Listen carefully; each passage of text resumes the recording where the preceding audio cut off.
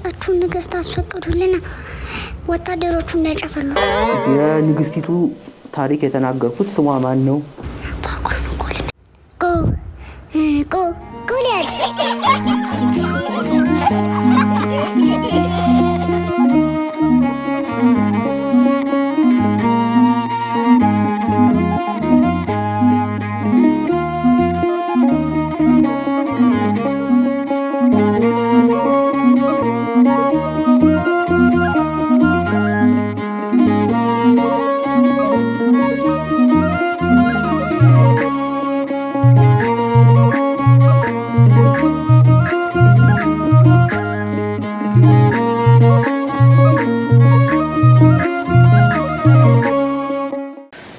እሺ ልጆቻችን እስቲ እናማትባለን። በስመ አብ በሉ በደም በስመ አብ ወወልድ ወመንፈስ ቅዱስ አሐዱ አምላክ አሜን። እንደምን ሰነበታችሁ? የአምላካችን የእግዚአብሔር ስሙ የተመሰገነ ይሁን። ቤት ያሉትንም ደግሞ እንደምን ሰነበታችሁ እንበላችሁ። ሁሉንም እስቲ እግዚአብሔር ይመስገን ይላሉ ብለን ተስፋ እናደርጋለን። በጣም ጥሩ። የመጽሐፍ ቅዱስ ታሪኮችን መተረካችንን እናንተ መማራችሁን ዛሬ እንቀጥላለን። መጽሐፈ ነገሥት አሁንም ምዕራፍ 8 ላይ እና 9 ላይ የቀሩ ክፍሎች አሉ። እነሱን ገጣጥመን እንማራለን። እንደገና ደግሞ መጽሐፈ ሳሙኤልና መጽሐፈ ነገሥት ላይ ያሉትን ታሪኮች የተወሰኑትን ደግሞ የተወጣጡትን በመጽሐፈ ዜና መዋዕል የሚባል መጽሐፍ አለ እዛው መጽሐፍ ቅዱስ ውስጥ እሱ ላይ ደግሞ እናገኛቸዋለን። ስለዚህ የዛሬውንም ታሪክ በመጽሐፈ ዜና መዋዕል ምዕራፍ 21 ጀምሮ እስከ 23 ባለው ድረስ ታገኙታላችሁ። እሺ ለማንበብም እንዲመቻችሁ ነው። ከኔ ብቻ ሰምታችሁ እንዳትሄዱ። ይሄ መስማቱ ጥሩ ነው፣ ይከፍትላችኋል። ከዚያ ደግሞ ማንበብ ግን ያስፈልጋል። እሺ ቤት ላሉትም ልጆች ነው ይሄ መልእክት። በጣም ጥሩ። የዛሬው ደግሞ ታሪካችን እዚህ ከጀርባዬም እንደምትመለከቱት በዚህ በኩል አንድ የንግስና ልብስ የለበሰች ሴት አለች አይደል? በዚህ በኩል ደግሞ አንድ ወንድ አለ አይደል? እሱም ደግሞ እንደ ንጉስ ነው። ተመልከቱት፣ ሁለት ንጉስ ማለት ነው። ምን ሊያረጉ ተገናኙ? አንዳንድ ጊዜ ክፉ ሰው ጥሩ ሰው እንዳለ ሁሉ ደግሞ ክፉ ሰው አይጠፋም አይደል? ምንኖረው ከክፉም ከጥሩም ሰው ጋር ይሆናል። ከክፉ ጋር ላለመተባበር ከጥሩ ሰው ጋር ግን ደግሞ ጥሩ ለመስራት ደግሞ መኖር አለብን አይደል? ስለዚህ እስቲ ዛሬ ታሪክ ደግሞ ምን እንደሚያስተምረን አብረን እናያለን። የታሪካችን ርዕስ በዚች በሴቲቷ ስም የተሰየመ ነው። ጎቶሊያ ትባላለች ወይም አታሊያም ይሏታል። ጎቶሊያ አታሊያ ጎቶሊያ እያላችሁ መያዝ ትችላላችሁ። እሺ ጎቶሊያ ትባላለች። በአማርኛው እንደዚህ ስለሚል በዚያ እንያዘው። እሺ በጣም ጥሩ። እንግዲህ የይሁዳ ንጉስ የነበረው ደግሞ አሁን ይሄን ታሪክ ስነግራችሁ ኢዮሳፍጥ ይባላል። ማን ይባላል? ኢዮሳፍጥ። እና ኢዮሳፍጥ ንጉስ ነበረ የይሁዳ። ግን በይሁዳና በእስራኤል መካከል ጠብ ከሚሆን ለምን ሰላም አይሆንም ብሎ ሁሉ ጊዜ ያስብ ነበር። ስለዚህ ምን አደረገ? የበኩር ልጁን የመጀመሪያ ልጁን እሱ የይሁዳ ንጉስ ነው ብያቸዋለሁ አይደል? የመጀመሪያ ልጁን እዚያ ደግሞ ላለ ይሁዳ ላለች ደግሞ ለአንዲት ሴት ለመዳር ፈለገና ተሳካለት። ያቺ በእስራኤል ደግሞ ያለችው ሴት ማን ትባላለች? ጎቶሊያ ትባላለች። አሁን የነገርኳችሁ ሴት ማለት ነው። እሺ ማን ትባላለች? ጎቶሊያ። እቺ ጎቶሊያ የአክዓብ ልጅ ናት። አክዓብ ደግሞ ናቡቴን ያስገደለው ነው ብያቸዋለሁ አይደል? በግፍ። ስለዚህ የጣዖት አምላኪ ቤተሰብ መካከል ያለች ልጅ ናት። እዚህ ደግሞ ይሁዳ የተሻለ ነገር ደግሞ ነበር በጊዜው እግዚአብሔርን ማምለክ። እስራኤልም ወጣ ገባ ይላሉ፣ ግን አንድ ህዝብ ናቸው። ስለዚህ አሁን በተለያየ የተዳደረው የነበረውን በማስተዳደር አንድ ባይሆኑም ግን ሰላም እንዲፈጠር ፈለገና ሁለቱ ተጋቡ። ከዚያ ግን ይገርማቸዋል፣ በሚያሳዝን ሁኔታ የእግዚአብሔር ነገር መጋባት ሲገባው የሰይጣን ወይም ደግሞ የጣዖት አምልኮ ጉዳይ ፈጥኖ ወደ ቤታቸው ገባ። ያ ማለት ጎቶሊያ መጥፎ የሆነውን የጣዖት አምልኮ ለዛ ለአገባችሁ ለኢዮሳፍጥ የበኩር ልጅ አለማመደችው። ጣዖት አምላኪ ሆነ ማለት ነው። ስለዚህ አሁን የበኩር ልጅ ስለሆነ በይሁዳ ውስጥ ያለው ንጉስ ኢዮሳፍጥ ሲሞት ንጉስ የሚሆነው ማን ነው? የበኩር ልጁ ነው አይደለ? የበኩር ልጁ ደግሞ ጣዖት ወደ ማምለክ ሄደ። ይሁዳን ደግሞ ጣዖት ማምለኪያ ሊያረጉት ነው ማለት ነው። ስለዚህ መጀመሪያ ያሰበው ነገር ኢዮሳፍጥ ሳይሳካለት ኢዮሳፍጥ ከሞተ በኋላ ልጁ ነገሰ፣ የበኩር ልጁ እና የበኩር ልጁ በሚስቱ ምክር አማካኝነት በይሁዳ ውስጥ የእግዚአብሔር ቤተ መቅደስን ትቶ ጣዖት የሚመለክበት፣ የእግዚአብሔር ካህናትን ትቶ የጣዖት ካህናት፣ ለእግዚአብሔር ማጠን ትተው ለጣዖት እንዲያጥኑ አደረጋቸው። ተበላሸ ነገር ሁሉ። እግዚአብሔር አሁን በዚህ ደስ ይለዋል ይመስላችኋል? ደስ የሚለው አይለው። ስለዚህ እግዚአብሔር መልእክተኛውን ኤልሳዕ ላከ ወደዚህ ሰው እና ይህ ሰው ይገርማችኋል፣ ይሄን ማድረግ ብቻ ሳይሆን ወንድሞቹ ራሱ እንዳይቃወሙት ብሎ 6 ወንድሞቹን አስገድሏቸዋል። ለእግዚአብሔር ይመለክ ብለው ጣዖትን እንዳይቃወሙ ብሎ ማለት ነው። ስለዚህ ኤልሳዕ መልእክት ላከበት እና ምን አደረገው መሰላችሁ? አንተ እየሰራህ ያለው ስራ ትክክለኛ አይደለም። ህዝቡን ሁሉ ጣዖት እንዲያመልኩ አድርገሃል።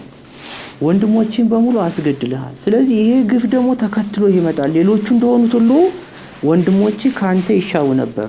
ስለዚህ በአንተ በኩል ደግሞ ያሉት ሰዎች ወንዶች ሁሉ ደግሞ አሁን ይገደላሉ በዚህ ምክንያት። አንተም ደግሞ በክፉ በሽታ ትታመማለህ ብሎ ነገረው። አያችሁ፣ እግዚአብሔር አይዘገይም፣ ህዝቡን ይጠብቃል። እና ዝም ብሎ ጣዖት እያመለከ እንዳይቀጥል በኤልሳዕ አማካኝነት ንጉሱን ማስጠንቀቂያ ሰጠው።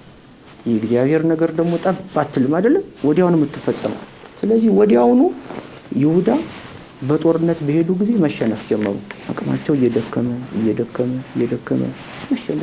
መሸነፍ ሆነ ስራቸው። ከዚያ ደግሞ ኤልሳዕ እንዳለው ሁሉ መሸነፍ ብቻ ሳይሆን ያ ሰው በጣም ታመመ። የኢዮሳፍጥ የበኩር ልጅ ማለት ነው አይደል? ጎቶልያን ያገባው ታመመ እና ታመመ። መታመም ብቻ ሳይሆን ደግሞ ህመሙ በጣም ጸናበት። ለ2 ዓመት ያክል ታሞ ማንም ሰው ሳያስታውሰው ሞተ። ንጉስ መሆኑ እንኳን ትዝ ሳይላቸው። ከዚያ በኋላ 2 የወለዷቸው ልጆች ነበሩ፣ እቺ ጎቶልያና የሞተው ንጉስ እና የእሷ ደግሞ ልጆች ነገሱ። እነሱም በጣም ብዙ ሳይቆዩ አሁን ሞቱ። ከዚያ በመጨረሻ ጎቶልያ ቀረች። በይሁዳ ደግሞ ስርዓት መሰረት የዳዊት ቤት ስለሆነ የዳዊት ዘር እየተፈለገ ነበር ንጉስ ሊሆን፣ የእግዚአብሔር ቃል ኪዳን ስለሆነ ማለት ነው። ስለዚህ ጎቶልያ ደግሞ ከዳዊት ወገን ስለሆነች ከእስራኤል ስለመጣች አሰበችና አሁን እዚህ የቀሩትን የዳዊት ዘሮች በሙሉ ካላጠፋቸው በስተቀር ሊነግሱብኝ አይደል እንዴ አለች። ክፉ ነገር አሰበች። ከዚያ በኋላ በዛ የነበሩትን በሙሉ የዳዊት ዘር የነበሩትን ልጆች በሙሉ ለመግደል ወሰነች፣ አስገደለቻቸው። ከዚያ ግን ከመካከላቸው አንድ ልጅ ብቻ ቀርቶ ነበር። የራሷ ልጅ የጎቶልያ ልጅ ነበረች፣ አንዲት ሴት እናቺ ዮሳቤት ትባላለች።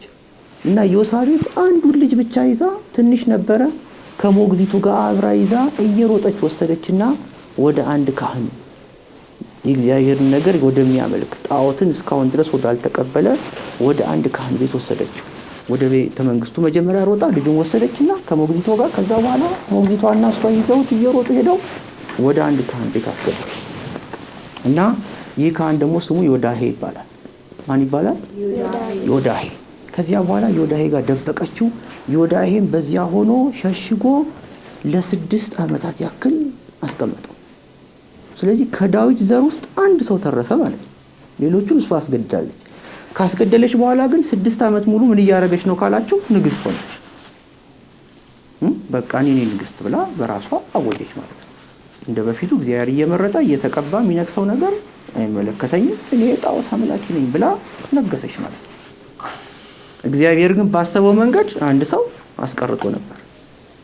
ስለዚህ ያ ደብቆ ያስቀመጠው ዮዳሄ ልክ 6 ዓመት ተጠናቆ 7ኛው ሲመጣ አሁን እግዚአብሔር ነገሩን የሚገልጥበት ጊዜ ሳይሆን አይቀርም ማለትና ወደ ሽማምንቶቹ ወደ ሽማግሌዎቹ ወጣና ከዳዊት ወገን የሆነ አንድ ሰው ብታገኙ ምን ታረጉታላችሁ ብሎ ጠየቃቸው። እንዴ ምን ጥያቄ አለው? አተናል እንዴ ተቸገርነው፣ ሁሉም አልቀው አይደል እንዴ ንጉስ እናረጋዋለን እንጂ አሉ። ከዚያ ወዲያው ያንን የሸሸገው ልጅ አወጣና እነሆ ንጉሳችሁ አላቸው። የዳዊት ዘር ቀጠለ ማለት ነው ቃል ኪዳን ስላለ። እነሆ ንጉሳችሁ አላቸው። ከዚያ እነሱ በጣም ደስ አላቸው።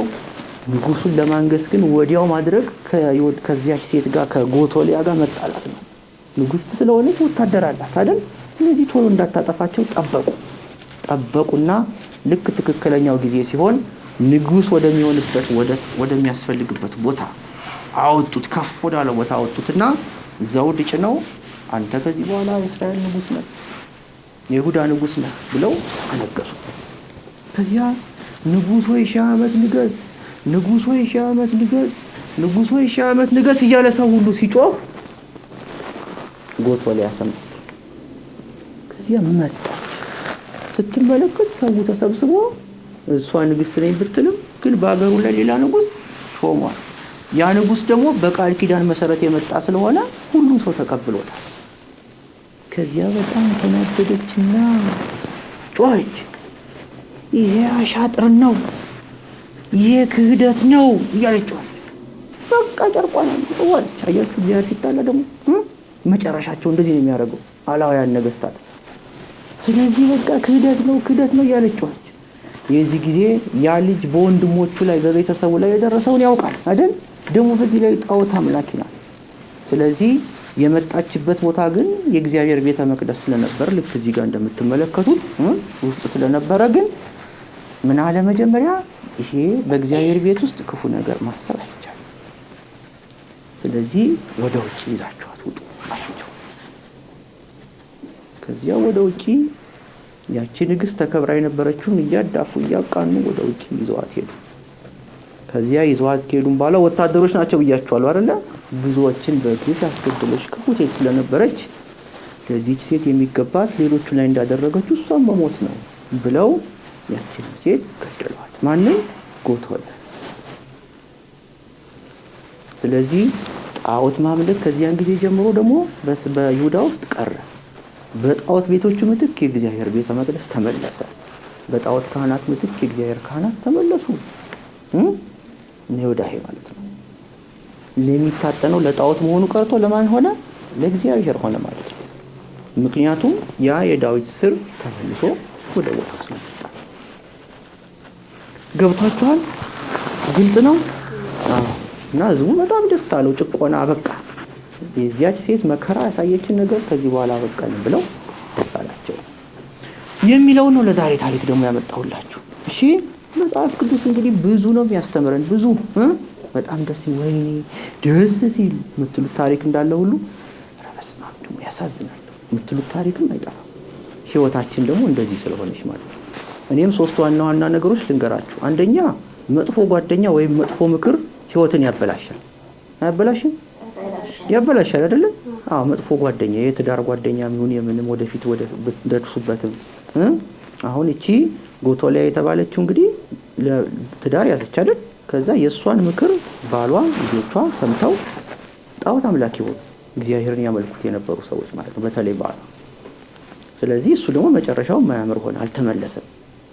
እና በዚህ ምክንያት መጥፎ ምክርን ሁሉ ጊዜ ፍሬ እንደማያፈራ ማወቅ አለባችሁ። ከመጥፎ መካሪ መራቅ አለባችሁ። ግልጽ ነው?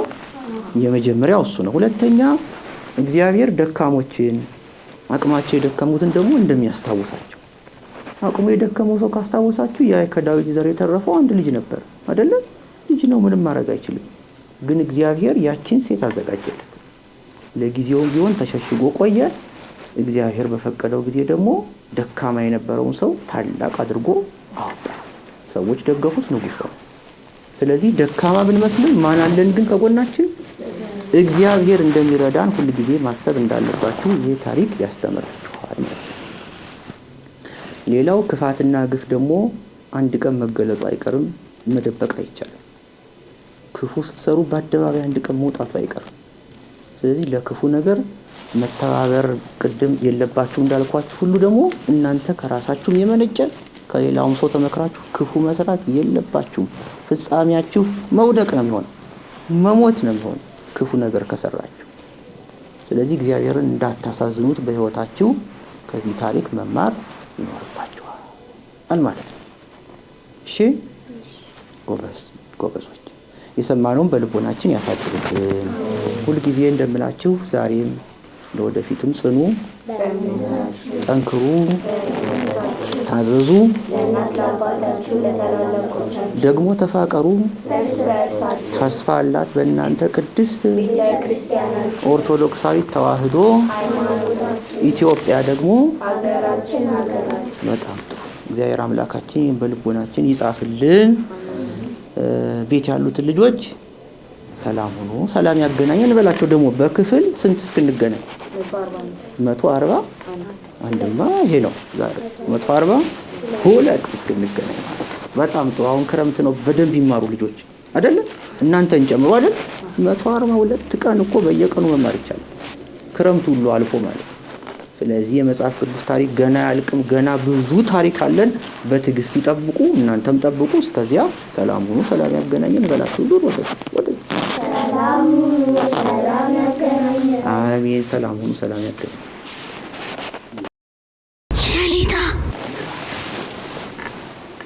ቅዱስና ቅድስት ምን አላችሁኝ? እንግባ። ወታደሮቹን ካልፈራችሁ ግቡ። የተቀመጣችሁን ንግስት አስፈቅዱልና ወታደሮቹ እንዳይጨፈልቁ። የንግስቲቱ ታሪክ የተናገርኩት ስሟ ማን ነው? ጎልያድ። ጎልያድ? አይ ጎልያድ የድሮ በፊት ታሪክ የነገርኳችሁ ነው። ይሄን አታስታውሱም? ግን የኔታ እኛን ሰው ላይ አይሳቅም የሚሉን አይደለም እንዴ? ልጆቹ ሲስቁ ለምን አይቆጣቸውም? አዎ ያው ሙከራ መሳቅ የለባቸውም አይደል? ይሳቃል እንዴ በሰው ላይ? አይሳቅም። አዎ ካልተማሩ ማስተማር ነው ያለብን አይደለም? አዎ አይክፋችሁ እናንተ። አንተ ባለፈው ስስቅ ነበር እኮ ደግሞ አይደል? ነግሬሃለሁ። ይህ እንደዚህ ነው፣ በሰው ሲስቁ ደስ አይልም። ስለዚህ ዝም ብላ አትሳቅ። እናንተ አላወቃችሁም? እስቲ የንግስቲቱ ስም እቺ ክፉ የሰራችው ንግስት ስሟ ማን ነው? ንገሩት። ጮክ በሉና። ጎቶሊያ። አሁን ሰማችሁ? አዎ። ስለዚህ አሁን ንግባ አይደል? ገቡ በሉ።